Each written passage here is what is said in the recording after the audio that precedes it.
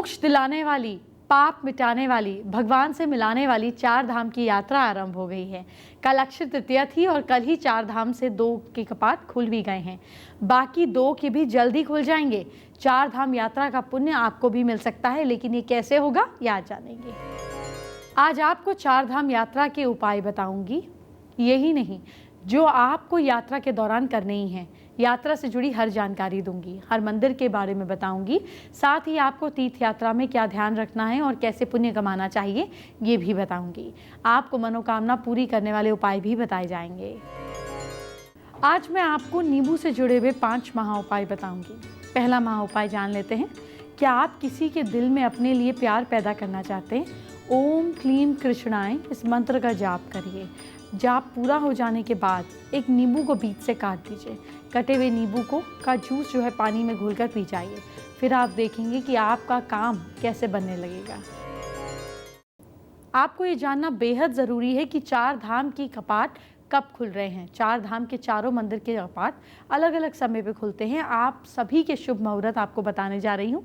अगर आप यात्रा शुरू करेंगे तो ये जानकारी आपके काम आएगी।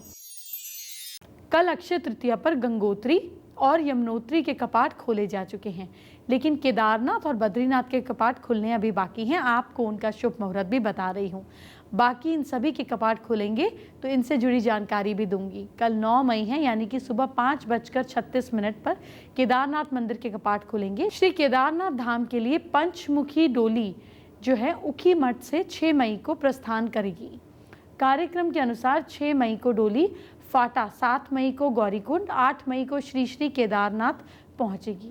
केदारनाथ के कपाट खुलने के एक दिन बाद आम भक्तों के लिए कपाट खोले जाएंगे। 9 मई को गुरुवार के दिन सर्वार्थ सिद्धि योग और रवि योग का शुभ संयोग बन रहा है। आदि गुरु शंकराचार्य भगवान शिव के अवतार माने जाते हैं। इन्होंने ही कलयुग में बद्रीनाथ और केदारनाथ की पूजा आरंभ करवाई थी। इनके जन्मदिन के अवसर पर केदारनाथ का कपाट खुलना बड़ा ही शुभ संयोग माना जाता है। 10 मई को सर्वार्थ सिद्धि योग में भगवान बद्रीनाथ के कपाट खुलेंगे। कल अक्षय तृतीया पर गंगोत्री और यमुनोत्री के कपाट खुल चुके हैं। यमुनोत्री को भक्ति के लिए और गंगोत्री को तप के लिए, केदारनाथ को वैराग के लिए और बद्रीनाथ को मोक्ष के लिए माना जाता है। आप भी कोशिश कीजिए कि इस बार इन चारों धामों के दर्शन जरूर करें। आइए बात करते हैं आज के दूसरे महा उपाय की। क्या घर में कोई बहुत बीमार रहता है? एक साफ सुथरा नींबू लेना है, ऊपर से काली इंक से 307 नंबर लिख देना है। इंक को इस इंसान के ऊपर से 7 टाइम्स एंटी क्लॉकवाइज उतार कर जो बीमार है, इसके बाद नींबू को 4 भागों में काट कर उसको फिर किसी भी नींबू को लेकर आपको किसी भी पेड़ के पास में जाकर चारों दिशाओं को मानकर, जैसे नॉर्थ में, साउथ में, ईस्ट में करके फेंक देना है। इसके बाद पीछे मुड़ के नहीं देखना है और घर आ जाना है। आप अगर 4 धाम की यात्रा पर जाते हैं या फिर किसी की तीर्थ यात्रा पर जाते हैं, किसी भी तीर्थ पे जाएं, तो कुछ बातें याद रखनी चाहिए। आपको कौन सी 5 चीज़ें ध्यान रखनी है वो जानिए। तीर्थ में जाने पर स्नान, दान, जप करना चाहिए, नहीं तो तीर्थ करने वाला रोग या पाप का भागीदार बन जाता है। किसी दूसरी जगह किया हुआ पाप तीर्थ में जाने से नष्ट हो जाता है, लेकिन तीर्थ में किया हुआ पाप कभी भी नष्ट नहीं हो पाता। इसीलिए तीर्थ में कोई भी अधर्मिक काम नहीं करना चाहिए। जब कोई अपने माता पिता, भाई, रिश्तेदारों या गुरु को पुण्य दिलवाने के लिए तीर्थ में स्नान कराता है, तब स्नान कराने वाले को पुण्य फल का 12वां भाग प्राप्त होता है। जो दूसरों के धन से तीर्थ यात्रा करता है उसे पुण्य का 16वां भाग प्राप्त होता है। जो किसी दूसरे काम में तीर्थ में जाता है, तीर्थ जाने का आधा फल प्राप्त होता है। आइए बात करते हैं आज के तीसरे महा उपाय की। क्या आपकी जॉब नहीं लग रही है? एक दाग रहित नींबू लेना है। इसको किसी सुनसान जगह पर जाकर इस नींबू के 4 हिस्से कर लेने हैं। चारों हिस्सों को घर की चारों दिशाओं में फेंक देना है। ध्यान रहे, ऐसा करने के बाद पीछे मुड़ के नहीं देखना है और सीधे चले आना है। आपकी नौकरी का संकट दूर होगा। जब भी कोई तीर्थ जाता है तो उसके दिल में कोई ना कोई मनोकामना होती है। ये होना कोई बुरी बात भी नहीं, लेकिन आपकी मनोकामना कैसे पूरी हो सकती है, आइए आपको कुछ अचूक उपाय बताती हूँ। मनोकामना के लिए तीर्थ करते समय मंदिर में कुछ श्रम दान करें। कोई भी छोटा मोटा काम जरूर करें। बिल पत्र पर सफ़ेद चंदन की बिंदी लगाकर मनोकामना बोलने से और उसे पारद शिवलिंग पर अर्पित करने से मनोकामना पूरी होती है। बड़ के पत्ते पर मनोकामना लिखकर तीर्थ के दौरान प्रवाहित करने से भी मनोकामना पूरी होती है। मनोकामना किसी भी भाषा में लिखी जा सकती है। नए सूती लाल कपड़े में जटा वाला नारियल बांधकर किसी ज़रूरतमंद को दान करने से भी तीर्थ में मनोकामना पूरी होती है। तीर्थ में अगर तुलसी का पौधा मिल जाए तो उसको जल से धोकर ज़रूर सींचें, आपकी मनोकामना ज़रूर पूरी होगी। तीर्थ पर गए हो तो रविवार को पुष्य नक्षत्र में श्वेत आग की जड़ लाकर उसे श्री गणेश की प्रतिमा बनाएं और फिर कुछ मीठा खाकर लाल कनेर के फूल और चंदन से गणेश जी की पूजा करें, मनोकामना पूरी होगी। बाद में गणेश जी के बीज मंत्र आखिर में नमः शब्द जोड़कर 108 बार जाप करें, जिससे मनोकामना के लिए आपने किया है वो तीर्थ यात्रा पूरी होने के 30 दिन अंदर अंदर पूरी हो जाएगी। रोज सुबह 5 लाल फूल हनुमान जी को अर्पित करने से भी मनोकामना पूरी हो जाती है। सुबह काल गौरी शंकर रुद्राक्ष को शिव जी के मंदिर में पूजा करवाकर गले में धारण कर लें, इससे भी मनोकामना पूरी हो जाती है। अगर किसी वट वृक्ष के नीचे कोई दूसरा वट का पौधा उगा हुआ दिखे तो तीर्थ यात्रा के बीच में शुभ मुहूर्त देखकर उस पर दीपक जला दें। इसके बाद स्नान करके धूप जलाकर पूजा करें, आपकी मनोकामना पूरी होगी। घर में पैसा नहीं आता तो क्या करें? चौथा उपाय करें। एक नींबू को अपने ऊपर से आप अच्छे से उसको 7 बार एंटी क्लॉकवाइज घुमाकर 2 हिस्सों में बांट दीजिए। एक को आगे फेंके, एक को पीछे फेंक दीजिए और चुपचाप वहाँ से सीधे घर चले आइए। और घर आकर आपको थोड़ा सा पानी पीना है और एक बताशा मुंह में डालना है, आपकी प्रॉब्लम सॉल्व हो जाएगी। बात करते हैं आज के 5वें और आखिरी महा उपाय पे। क्या बार बार आपको संकट घेर लेता है, प्रॉब्लम आ जाती है? 2 नींबू और 1 नारियल लेना है। दोनों चीज़ों को लेकर आपको किसी मंदिर में जाना है। दोनों नींबू को अपने ऊपर से 21 बार उसार कर दोनों नींबू को ऑपोजिट डायरेक्शन में फेंक देना है। इसके बाद नारियल को भी किसी ज़रूरतमंद को दान कर देना है। ऐसा करने से बार बार आ रहा संकट मिटेगा। अब आपको 4 धाम की सबसे ज़रूरी जानकारी देने का वक्त आ गया है। ये यात्रा क्यों होती है, कहाँ होती है, ये सब आपको बताने जा रही हूँ। हो सकता है इसके बाद आप भी 4 धाम की यात्रा पर निकल जाएं। 4 धाम की यात्रा कब से शुरू होती है इसकी कोई जानकारी तो सटीक नहीं मिलती, लेकिन महाभारत के मुताबिक वनवास के दौरान ये यात्रा पांडवों ने भी की थी। महाभारत में केदारनाथ का वर्णन किया गया है। स्कंद पुराण और विष्णु पुराण में भी बद्रीनाथ मंदिर का जिक्र मिलता है। इसके अलावा स्कंद पुराण में गढ़वाल को केदार खंड के नाम से बताया गया है। 8वीं शताब्दी में आदि गुरु शंकराचार्य ने केदारनाथ और बद्रीनाथ की खोज की और फिर से निर्माण करवाया। हालांकि उस समय इस यात्रा को हर किसी के लिए करना संभव नहीं था, लेकिन जैसे जैसे यात्रा के साधन आसान बनाए गए, आम लोगों का रुझान भी इसमें बढ़ गया। 4 धाम की यात्रा क्यों करनी चाहिए इसका जिक्र पुराणों में नहीं है, लेकिन मान्यता है कि इसके मुताबिक 4 धाम की यात्रा करने से इंसान जन्म और मृत्यु के बंधन से मुक्त हो जाता है। जो लोग इस यात्रा को श्रद्धा से करते हैं उनके पाप धुल जाते हैं और मन पवित्र और शांत हो जाता है। अब आपको एक एक करके उत्तराखंड के 4 धाम की जानकारी देती हूँ।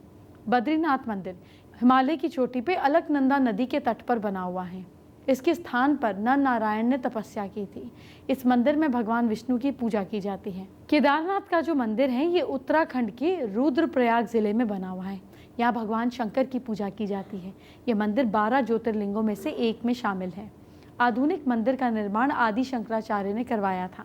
गंगोत्री वो स्थान है जहाँ से गंगा नदी का शुरुआत होती है, हमें पता है शुरुआत होती है। गंगोत्री उत्तराखंड के उत्तरकाशी जिले में स्थित है। भक्त यहाँ गंगा जल से स्नान करने और गंगा मैया की सबसे प्राचीन मंदिर के दर्शन करने आते हैं, जिसका निर्माण 18वीं शताब्दी में गोरखा कमांडर अमर सिंह थापा और फिर निर्माण जयपुर नरेश माधो सिंह ने करवाया था। यमुनोत्री वो स्थान है जहाँ से यमुना नदी की शुरुआत होती है। ये भी उत्तराखंड में उत्तरकाशी जिले में स्थित है। यहाँ माता यमुना का एक मंदिर बना हुआ है, जिसका निर्माण 19वीं शताब्दी में जयपुर की महारानी गुलेरिया ने करवाया था। क्या आपको पता है कि देश में 2 4 धाम है?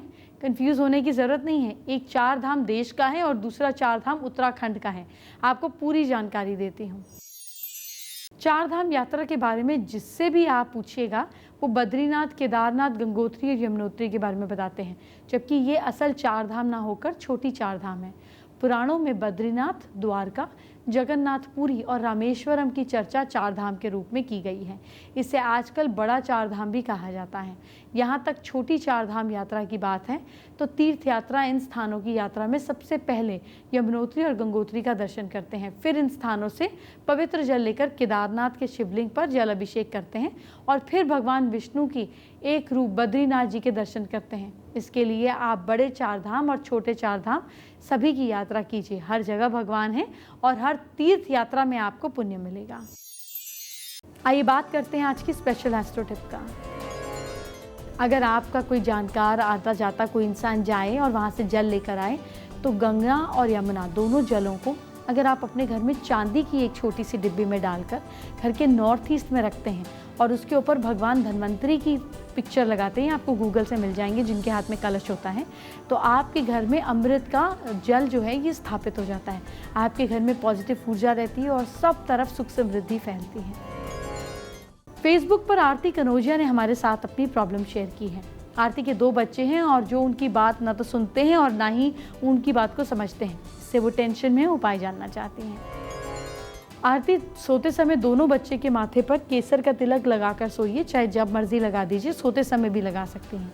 और बच्चों के नॉर्थ ईस्ट में आप छोटा सा मनी प्लांट रखिए जिसकी बेल ऊपर की तरफ जाएगी और बिल्कुल इसके पास में माँ सरस्वती की फोटो भी लगाइए।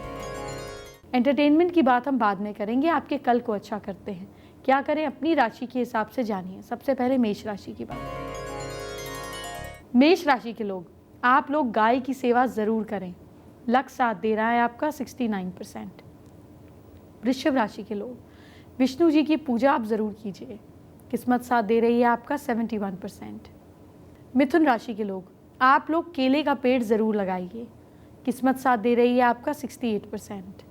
कर्क राशि के लोग, हल्दी का तिलक अपने माथे पे लगाइए। भाग्य साथ दे रहा है आपका 66%।